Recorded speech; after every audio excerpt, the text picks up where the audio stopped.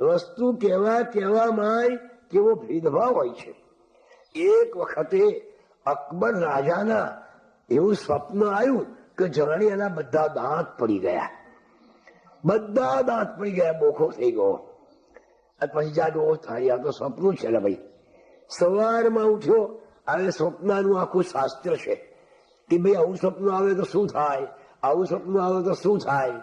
સટોડિયાઓને ખ્યાસ કે જો સપનામાં સાપ આવે તો સત્તો આવે, સપનામાં અમુક આવે તો અઠ્ઠો આવે, એવું જાણે. તેમ આ એનું શાસ્ત્ર હોય છે. એટલે અકબરે બીજે દિવસે દરબાર ભરાવા લાગ્યો. એટલે એના નવરત્નો હતા, ટોડરમલ આવ્યો કે ટોડરમલ, આજ તો જાણે મને એવું સ્વપ્ન આવ્યું કે મારા બધા દાંત પડી ગયા. તો એનો શું અર્થ? બહુ ખરાબ કહેવાય મહારાજ. કેમ? સ્વપ્નમાં દાંત પડી જાય એટલે સગા મરી જાય. કોઈ એક દાંત પડે તો એક હવો મરી જાય, એમ તમારે સમજી લેવું. તમારા બધાએ પડી ગયા, બધાએ પડી ગયા, તારે તમારા બધાએ સગા મરી જવાના. એમ કે હા, તો બહુ ખરાબ કહેવાય આ સ્વપ્ન. તો રાજાને દુઃખ થયું. બીજો આવ્યો કે તાનસેન કે બીજો, એટલે ભાઈ આજ તો મને એવું સ્વપ્ન આવ્યું કે જાણે મારા બધા દાંત પડી ગયા. એનો શું અર્થ? બહુ ખરાબ મહારાજ, એ તો તમારા બધા સગા મરી જવાના. કે હું તારી એમ કે હા. રાજાને દુઃખ થવા લાગ્યું કે બધા મરી જશે. એટલામાં બિરબલ આવ્યો કે બિરબલ, આજ તો મને જાણે એવું સપનું આવ્યું કે મારા બધા દાંત પડી ગયા. બહુ સરસ મહારાજ, આ સપનું તો બહુ સરસ. કે ના હોય કે હા, તમારો આવડતા બહુ વધી ગયો, તમે બધાને વિદાય કરીને પછી જશો. કહેવાની વાત એકની એક જ છે, પણ અકબરે બિરબલે એવી રીતે કહી કે અકબરને બહુ સારું લાગ્યું. મહારાજ, આ સપનું તો બહુ સારું. આ દાંત પડી ગયાનો અર્થ એ થાય કે તમારું આવરદા બહુ વધી ગયો.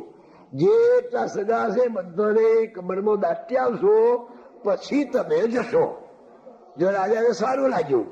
કહેવાની વાત એક જ છે, પણ કહેવામાં ફેર છે. એટલે વાણીનું આ તો તપ છે. એને વકાર જાણે એને વાપે ના વાસના. વાણી છે નિર્મળ વચન. જેની વાણી નિર્મળ હોય, જો સંતની વાણીમાં એ કર્કશતા હોય, સંતની વાણીમાં બીજાના મનને દુઃખ થાય, તો એ સંત ન કહેવાય. અને ભૂત અને ભાવિની ચિંતાથી મુક્ત છે. ભૂતકાળ તો ભૂલી જ જાય, પાછળ શું બન્યું છે તે ભૂલી જ જાય. એની પાછળ દ્રષ્ટિ પણ સંત સાચો ના કરે. બાપજીએ ઓર્નેસ્ટ ક્રોસ્બીનું એક ગુજરાતી ભાષાંતર કર્યું છે. એ ચોપડીનું નામ છે ટોલ્સ્ટોય અને શિક્ષણ. નવજીવનમાંથી એ ચોપડી આજે પણ મળે છે. બાપજીનો પોહરમાં મુકામ. મને વિચાર આવ્યો, લાઈને બાપજીના ચોપડી બતાવું જરા. એટલે એ ચોપડી લઈ આવ્યો, મોટા મસાલા વાળી, ટોલ્સ્ટોય અને શિક્ષણ. લઈ આવીને બાપજીની પાસે બેસીને આમ ગોળવવા લાગ્યો. એક જ નજર કરી, મથાળું વાંચ્યું, બાપજી આમ ભારી ગયા. આખો દિવસ મારા સામું જોયું નથી. કેટલી બધી અનાસક્તિ. શુક્ર વિષ્ઠા ભૂલી ગયા એટલે ભૂલી ગયા. મને એટલો પસ્તાવો છે કે મેં વડિયાને પણ શું કરવા કર્યું. પણ બાપજીની કેટલી અનાસક્તિ છે એનો મને ખ્યાલ આવ્યો. અને એના પછી ભાઈ બીજો હોય તો કે એમ લાવ તો મારું લખેલું પુસ્તક, કેટલા બી આવૃત્તિ થઈ, એની રોયલ્ટી કોણ લેતું હશે, આ લોકો કોણ છાપે છે, આવું કેટલાય વિચારો તે વાંચી કે નહીં આવું પૂછે. પણ એક નજર કરતા વાંચ્યું અને પછી આખો દિવસ મારા ભણી ભાર્યું નહીં. મને પસ્તાવો થયો. તારે લાગ્યું કે અવધૂતની અનાસક્તિ કેટલી બધી છે. પૈસા તમે છોડી શકો, પણ જે માન અપમાન છે ને એ છોડવું બહુ અઘરું છે. હા, એ પોતાનું લખેલું પુસ્તક સામાન્ય માણસ પણ જો એમ ભાઈ વાહ કેટલા બી આવૃત્તિ થઈ, શું થયું, એની રોયલ્ટી કોણ લેતું હશે, તે વાંચી કે નથી વાંચી, તને કેવી લાગી, આવું ઘણું ઘણું પૂછે. પણ આ તો જાણે કશું જ નહીં, ભૂલી ગયા. ભૂત અને ભાવિની ચિંતાથી મુક્ત છે. એને ભૂત અને ભાવિ કશું જ પડી નથી. આવતીકાલે શું થવાનું છે એનો વિચાર નહીં કરવાનો. આપણે તો આવતીકાલના વિચારમાં આજના આનંદને ગુમાવી દઈએ છીએ. એ માટે આવતીકાલનો વિચાર કરીએ ચાલે ને. આવતીકાલે સ્કૂલો ઉઘડે પાછું જવાનું થયું એટલે શનિવાર સારો પણ રવિવાર નકામો. શનિવારે મજા, હા કાલે રજા છે, કાલે રજા છે, પણ રવિવારે કાલે ઉઘડવાની પાછી નિશાળ જવાનું, કાલે પાછું ઓફિસ કાલે ચાલુ છે. બસ આ તરંકો પડ્યો પાછો. એટલે ચિંતા જ નહીં કરવાની. તો ભૂત અને ભાવિની ચિંતાથી મુક્ત છે અને વર્તમાને રે છે મગન. મારા અવધૂતને કોટી નમન. વર્તમાનમાં આનંદથી રહેવાનું. આપણી પાસે આજ જ છે, આપણી આ વર્તમાન જ આપણો છે, એને સુધારી દો બસ. ભૂતકાળને ભૂલી જાઓ, ભવિષ્યની ચિંતા નહીં કરવાની. આજ જે છે એનો જ આનંદ લૂંટી લો. આવતીકાલે શું કહીશું, આવતીકાલે શું કહીશું એમ કરીને રહેવા દેવા જાઓ તો પેલું બગડે ને પેલું બગડે. આજે તમારી પાસે છે એનો આનંદ લૂંટી લો. અવધૂતોની આ કક્ષા છે એટલે વનો અર્થ આવો થાય. પછી ધૂ આવ્યો.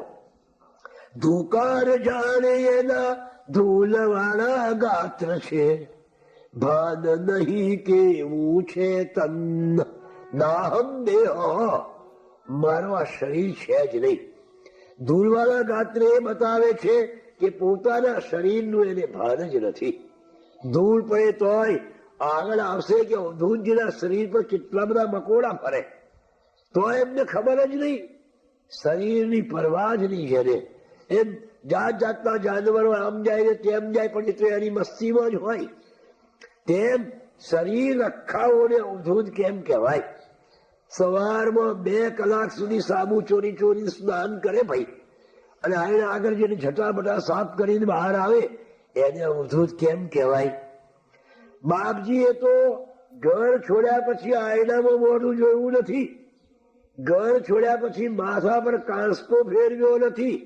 ઘર છોડ્યા પછી વિવિધ જાતના વસ્ત્રો કેવું કશું પહેર્યું નથી. એમ શરીર કેવું છે એનો વિચાર જ નથી કર્યો. છતાં કેટલા મધુર, કેટલા સુંદર હતા, કારણ કે સાક્ષાત પરબ્રહ્મ હતા.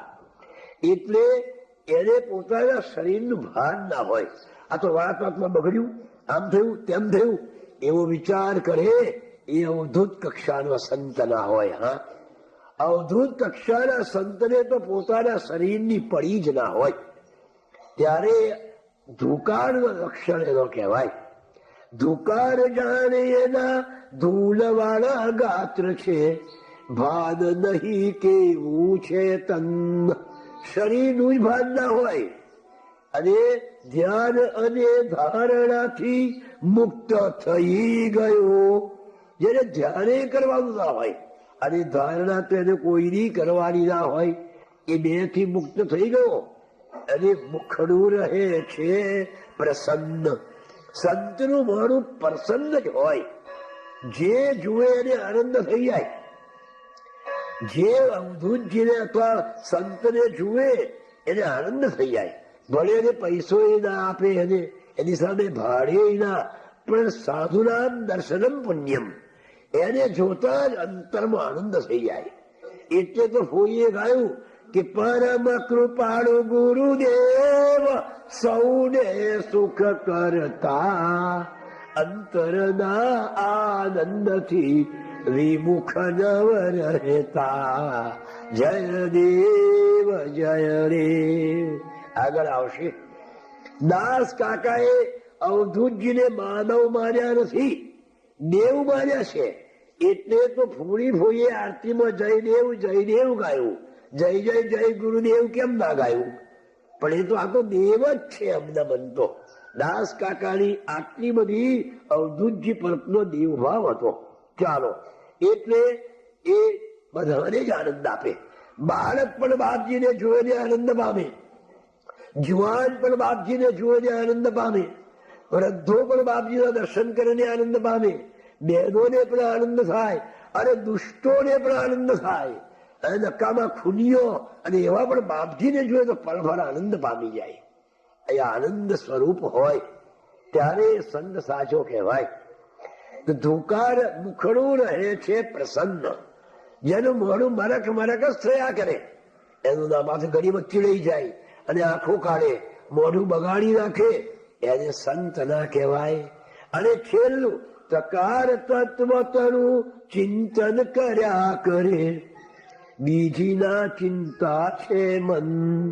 એક જ ચિંતા તત્વની, ત્યાં એકમ સત, આ બધે એક જ સત્ય વાપરી રહ્યું છે. અને એનું ચિંતનમાં આનંદ કરે. તકાર તત્વ તરું ચિંતન કર્યા કરે, બીજી ના ચિંતા છે મન. બીજી કોઈ ચિંતા ના કરે. ફલાણો ભગત આવ્યો નથી હજુ, આપણે અમુક મંગાયું છે તે લાયો, ઓછું લાયો, આવી જાતની જે વાતો કરે એને અવધૂત કક્ષાનો સંત ના કહેવાય. સાધુઓની તો આપણને હસવું આવે. એક સંપ્રદાયના સાધુ હતા, અમે મળવા ગયા, બીજી બહેનો આવી, એટલે પાપડ બનાવી લાવ્યો મારા માટે. મઠ્ઠો કહ્યો તો તમે લાયો, તો પાપડ કેમ ના લાવ્યો? સાધુએ સીધું લડવા મોડી એમની જોડે કે મહારાજ આવતી વખત લઈ આવીશું. એ ચાલતું હશે, મારે પાપડ વગર ચાલતું નથી. આને હવે સંત કેપાનો કહીએ આપણે. એ સાચા સંતને વળી પાપડ શું કરવા છે? પેલા બહેનને એટલા ટેડકાવી નાખ્યા, ભાન નથી. એ વખત ખંડેવ કવડાયો તો કે મારે માટે પાપડ બનાવીને લાવજો. અલ્યા ભાઈ, એ એના ધણીએ પાપડ ના ખવડાવ્યો તો તને કેપાનો ખવડાવવાની છે? પણ ના, પાપડ લાવો. તો આ થઈ ગયું સંતનું. એ માટે એક જ ચિંતા. આને તો પાપડની જ ચિંતા થઈ, પણ આ તો એક જ તત્વની ચિંતા જ ગયા કરે.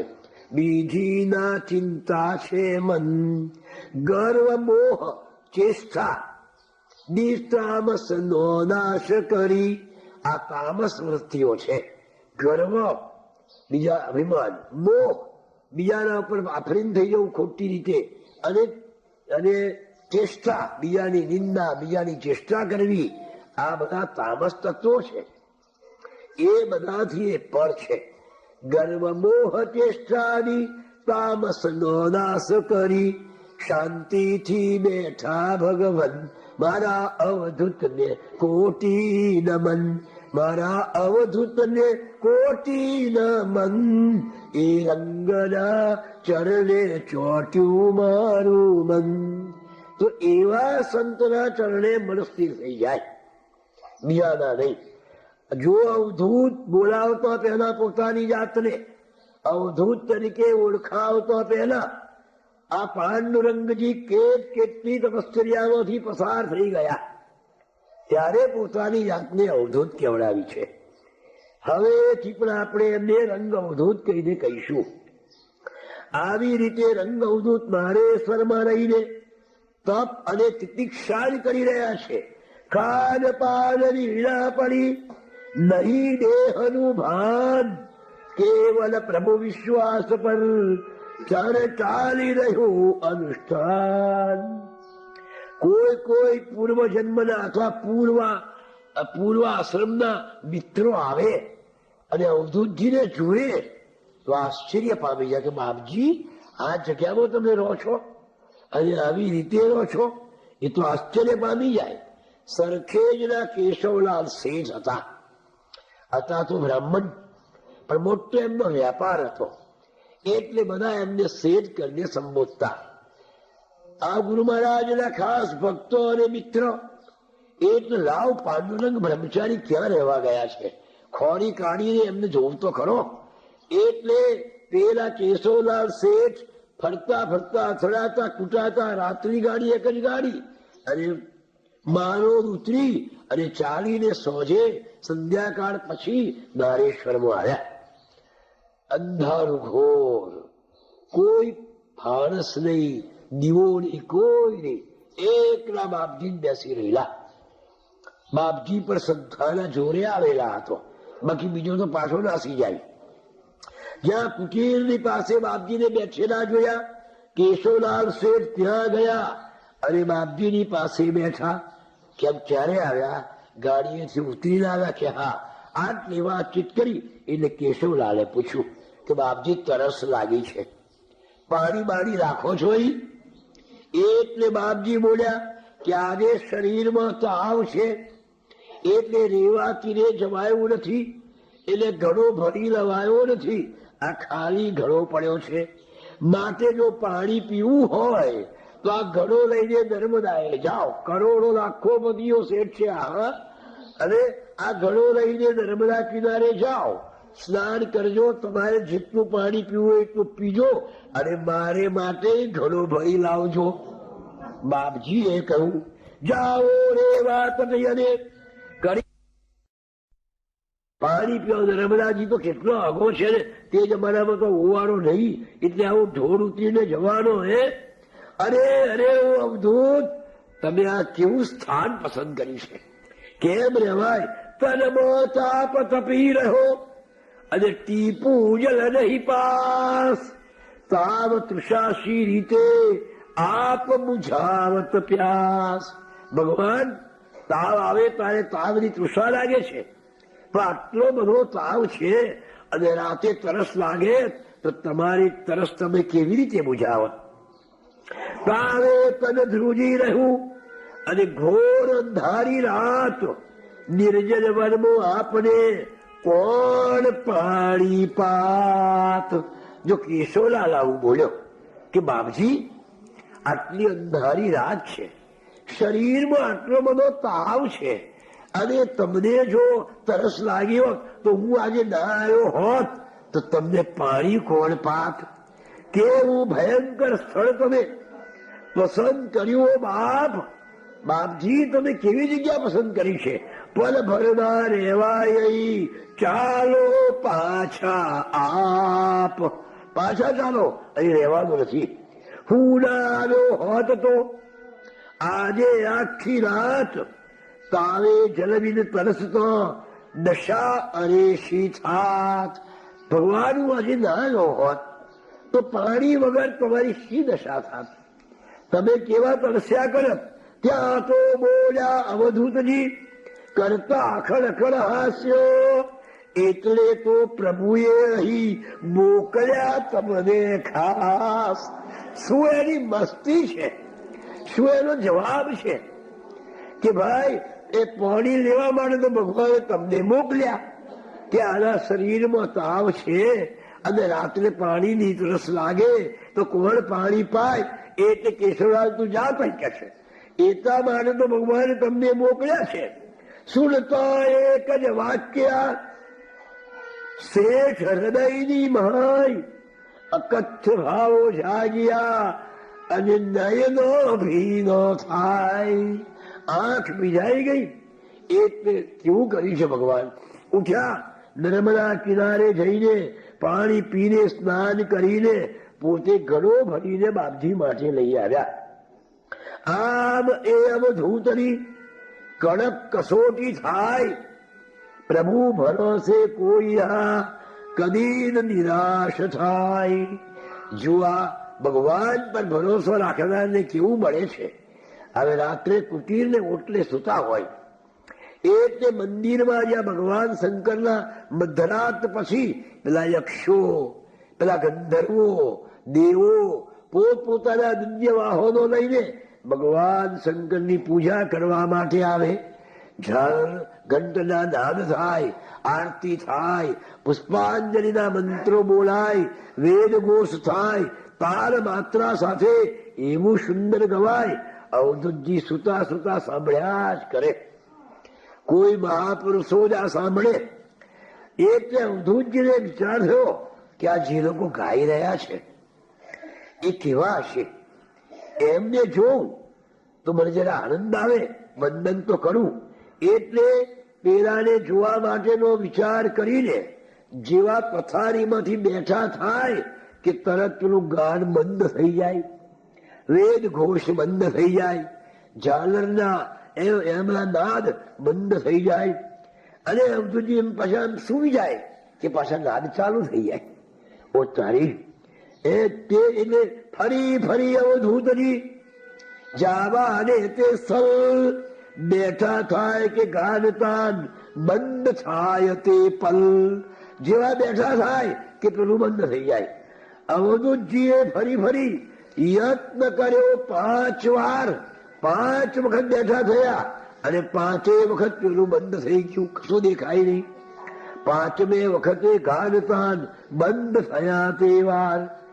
એટલે અવધૂતજીએ પથારીમાં સુતા સુતા પોતાના મનને સમજ પાડી કે હે મન, ઉઠ બેસ કરીશ ના, નાહક ખોટી હંત, નહીં તો સાંભળવા તનો ઘુમાવીશ આનંદ. આ સાંભળે છે તો શું છે? તે વળી પાછું જોવા તારે જવું છે. જો જોવા જઈશ તો આ સાંભળવાનો જે આનંદ છે ને એ પણ ગુમાવી નાખીશ. એમ વિચારી અવધૂતજી ગોપચૂપ પડ્યા રે અને સુંદર આ બધા અવાજો, વાદ્યોના, સંગીતના સૂરો ખૂબ આનંદથી સાંભળે. બાપજી કહેતા હતા કે જ્યાં સુધી આ તમારી અવર જવર નથી માણસોની, ત્યાં સુધી મને આ સ્વરો સંભળાયા. પણ જયારે બહુ અવર જવર થઈ, હજારો માણસ આવવા લાગ્યા, એટલે આ સ્વરો બંધ થઈ ગયા. બાકી એકલા હતા ત્યાં સુધી એ દરરોજ સાંભળતા હતા. આવે જેમ પેડ મધ અથવા પુષ્પો જેમ મક્ષિકાને ખેંચે છે ને, એમ ધીમે ધીમે તપની પણ સુવાસ છે. હા, સંતની અગરબત્તીની સુવાસ સાચી ના તરત જ ખબર પડી જાય. સંત અગરબત્તી જેવા છે. ભલે ને અગરબત્તી એક ખૂણામાં સળગાવી હોય, પણ એની મહેક આખા ઓરડાને મહેકાવીને આપણને લાગે કે આટલામાં અગરબત્તી સળગે છે. તેમ સંતનું તપ પણ એવું છે. એ પોતે તપી જાય, જગતને એવી સુવાસ આપે, એટલે લોકો એની સુવાસથી ખેંચાય છે. આપ બળે એક લખુડે, કવિ કે છે એવા 2 જ જણ છે જગતમાં. આપ બળે એક લખુડે અને ધૂપ બધે પસરંત, જગમાં એવા જન્મિયા અગરબત્તી ને સંત. સંત અગરબત્તી જેવા છે. અગરબત્તી એક ખૂણામાં આખી સળગી જાય પણ જગતને સુવાસ આપે. તેમ સંત પણ જરાય પ્રખ્યાતિની આશા સિવાય કોઈ જંગલના ઝાડીમાં કે પર્વતની ગુફામાં કે પર્વતની ટોચ ઉપર તપથી પોતાના શરીરને બાળી દે. પણ એમાંથી નીકળેલા જે સાત્વિક અણુઓ છે, સાત્વિક સુગંધ છે, એ વિશ્વનું કલ્યાણ કરે. હા, વિશ્વને આહ્લાદ આપે, સુગંધ આપે. જેમ અગરબત્તી આપે છે તેમ અવધૂતજીના તપની સુવાસ આજુબાજુ એ ફેરાવા લાગી. એટલે લોકો દૂર દૂરથી આવવા લાગ્યો. નિધોળ સાયર નિવેરને લીલોડ ગામના ભક્તો આવવા લાગ્યા દર્શને, થઈને ચરણે આસક્ત. આ નાના નાના નજીકના ગામોના ભક્તો આવવા લાગ્યા. એ ભક્તો એ થોરની જે ઝાડી હતી ને એ દૂર કરી નાખી. ધીમે ધીમે સ્થાનને સાફસૂફી કરવા માંડ્યું. ઝાડ કાપતા, નજીક બધી ઝાડી કાપતા એક લીમડાનું ઝાડ નીકળ્યું. જૂનું મજાનું છવાય એની સરસ હતી. અવધૂતજી એ લીમડો જોઈ થયા પ્રસન્ન, એની નીચે જઈ સ્વયં નાખ્યું નિજ આસન. ગુરુ મહારાજને લીમડો ગમી ગયો, એની નીચે જઈને આસન નાખી દીધું. સામે રેવા માથનો વિશાળ પટ દેખાય, નિર્મળ રેવા નીરનો સતત દર્શન થાય. આવે તો અઘરું થઈ ગયું છે. મકાનો બાંધી દીધા ને બધા, એટલે એના દર્શન થવા મુશ્કેલ છે. પણ એ લીમડા નીચેથી એ માનું દર્શન થયા કરે. બાપજી કેવા આનંદથી જયારે કુદરતના સૌંદર્યમાં માનવ પોતાનું ડાપણ કરે છે ને, ત્યારે વિકૃતિ લાવી દે છે. એ જ્યારે ત્યાં એક મજાનો કવિની કવિતા હતી વર્ષની, કે આપણે આ નદીઓ પર પુલ બાંધીને નદીના સૌંદર્યનો નાશ કરી નાખ્યો. જયારે ભગવાન પુલ બાંધે છે, પેલું રેઇનબો એટલે કે પેલું ધનુષ્ય, મેઘ ધનુષ્ય, એ પુલ કેટલો સુંદર દેખાય છે. તેમ કુદરતમાં માનવે પોતાની બુદ્ધિ વાપરીને કુદરતનું, પ્રકૃતિનું જે સૌંદર્ય હતું ને એ હવે ધીમે ધીમે બગાડી નાખવા માંડ્યું. બાકી એવું જંગલ ને મજા હતી, ત્યાં સિમેન્ટ મકાનો થઈ ગયો ભાઈ. એટલે કૃત્રિમતા આવી ગઈ, એટલે એની ઓરિજિનાલિટી, એની જે સનાતનતા, એની જે સાત્વિકતા એ ધીમે ધીમે ઘટતી ચાલી છે. બાકી બાપજી લીમડા રીતે બેઠા હોય તો સામે નર્મદાનો પ્રવાહ દેખાયા જ કરે. આજે કદાચ નહીં દેખાતો હોય કારણ કે મકાનો બંધ થઈ ગયા. સામે રેવા માતનો વિશાળ પટ દેખાય, નિર્મળ રેવા નીરનો સતત દર્શન થાય. બાપજી ધ્યાનમાંથી સમાધિમાંથી ઉઠે, અનુષ્ઠાનમાંથી ઉઠે એટલે આ લીમડાની છે પેલા આસન પર આવીને બે ઘડી બેસે. દૂર દૂર રેવા તોના પટની ઉપર એમ સ્થિર દ્રષ્ટિ નાખતા કલાકો સુધી તેમ અવધૂતજી બેઠા રહે. નિજાનંદની મહાજ સદભાગીએ લીમડો આપે શીતલ છાય. અવધૂતજી બેઠા જ રહે લીમડાની છે, જોયા જ કરે નર્મદાનો પ્રવાહ. એવો એને આનંદ હતો. એને બોલવામાં આનંદ નતો, એને તો જોવામાં આનંદ માનતો હતો. અને સાચો સંત બોલવામાં નહીં પણ જોવામાં આનંદ માને. જોવામાં એટલે દર્શન કરવામાં. પ્રાણી માત્રમાં પોતાના ઈષ્ટદેવને, પોતાના આરાધ્ય દેવના દર્શન કરીને મસ્તથી આનંદ માણ્યા કરે. મૌને જગનાટ્ય નિહાળે. પોતે બોલે નહીં પણ જગતનું નાટક જોયા કરે. પ્રેક્ષકો હોય ને, નાટક જો આવે ઠંડા પડી જાય, બોલતા બંધ થઈ જાય. નાટક ચાલુ થઈ ગયું છે જુઓ, એટલે આપણે બોલતા બંધ થઈ જઈએ અને નાટક વાળાને જ બોલવા દઈએ. એટલે નાટક વાળાને કસ્તી પડે, એ બધું થાય, હાવભાવ કરવા પડે, પણ જોનારને તો મસ્તી લાગે, આનંદ લાગે. તેમ જગત નાટક છે. એને નાચવા દે, કૂદવા દે, બોલવા દે, લડવા દે, ઝઘડવા દે. તું તારી મેં બેઠો બેઠો જોયા જ કર, જો કેવો આનંદ આવે છે. એવા સંતો મૌને જગનાટ્ય નિહાળે. પોતે મૌન રાખે અને જગતના નાટકને જોયા કરે છે. એ નાટક જોઈને આનંદ અનુભવે છે. વાહ ભગવાન, સીતે લીલા કરી છે, કેવા કેવા સ્વરૂપો છે તારા, એ કેવા કેવા રૂપો લઈને સ્ટેજ ઉપર તું આવે છે અને કેવા કેવા દ્રશ્યો સર્જાવીને આ સંતોને મનને આનંદ આપી જાય છે. માટે મૌને જગનાટ્ય નિહાળવું, બોલવું નહીં, બીજા બોલે સાંભળો, એમાં આનંદ માનો. સ્થિર સજ્જા કરે છે. અવધૂતજી બેઠા રહે, એની છાંયે બેસીને ભક્તો સાથે વાહ. અવધૂતજી વહાવતા વચનામૃત પ્રવાહ. એની નીચે બેસીને બાપજી ભક્તો સાથે વાતો કરે. એ વાતો અવધૂતની અમૃત વાણી સાંભળતા સાંભળતા પેલા લીમડાએ પોતાની સ્વાભાવિક કડવાશ એ પણ છોડી દીધી. કડવો લીમડો પડ્યા છોડી અવધૂત વાણ, મીઠો બની મેકી રહ્યો ધન્ય ધન્ય ગુરુવાન. જો સંતના શબ્દો સાંભળીને એ સહજ કુદરતી રીતે જેનામાં કડવાશ છે, એની કુદરતી કડવાશ જો ચાલી જતી હોય અને આપણે પણ સંતોના શબ્દો સાંભળીએ અને કડવાશ ના જાય તો એ વૃક્ષ કરતો આપણે બદતર છીએ.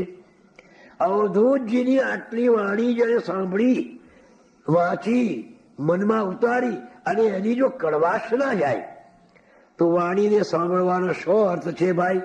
સંતનો સંગ કર્યા પછી જેમ સુખડનો સંગ કરીએ અને શરીરમાં સુગંધ ન આવે તો એ સંગનો શો અર્થ છે ભાઈ?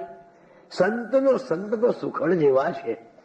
ઘસાઈને બીજાને સુગંધી આપે તો એ સંતના સંગ પછી પણ જો આપણામાં ખરાબ વાસ હોય અથવા આપણી કડવાશ ન જાય તો એ સંગનો કોઈ અર્થ નથી.